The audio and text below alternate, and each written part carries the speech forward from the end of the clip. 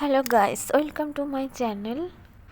তো আজকে আমার ইচ্ছা হয়েছে এই একটি কেক বানিয়ে খাওয়ার। তো বাড়িতে একটাই ডিম ছিল, বেশি কিছু নেই, তাই জন্য আমি একটা ডিম দিয়ে আজকে কেক বানিয়ে দেখাবো। তো সামনেই তো আর দুদিন বাকি, ক্রিসমাসে বড়দিনে কেক খাওয়া হয়। তো তাই জন্য আমিও ট্রাই করলাম, একটু বাড়িতে খেতেও ইচ্ছে করছে।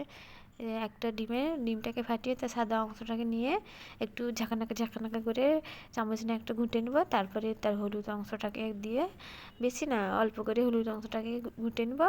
সাদা হয়ে এলে তারপরে দিব চিনির গুঁড়ো। চিনিটাকে আমি বাড়িতে মিক্সিতে গুঁড়ো করেছিলাম, সেটাকে আমি দিয়েছি 2 চামচের মতো।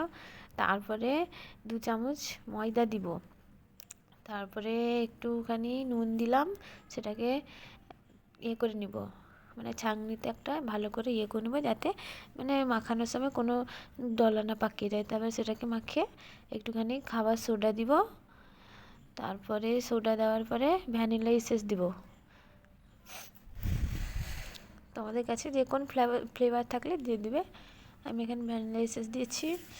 তারপরে একটু রিফাইন অয়েল 2 চামচ দিয়েছি, যেহেতু একটা ডিমের কেক, তাহলে কমে 2 চামচেই হয়ে যাবে, আরও কম দিলেও চলতো।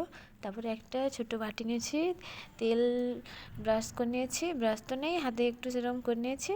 তারপরে একটাই দেখতে পাচ্ছ স্ট্যান্ড দিয়েছি গ্যাসে। প্রথমে একটু 1 মিনিট হাই আঁচে গ্যাসটাকে চালাবে, তারপরে পুরো একদম একদম লো করে দিবে ঢাকনা দিয়ে। বেশিক্ষণ না, এই 10 মিনিট লাগবে।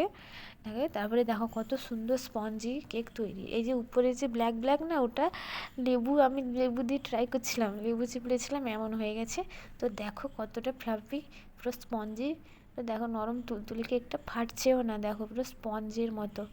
তো তোমরাও ঘরে ট্রাই করো, আশা করি অনেক ভালো লাগবে। এটা খুবই টেস্টি।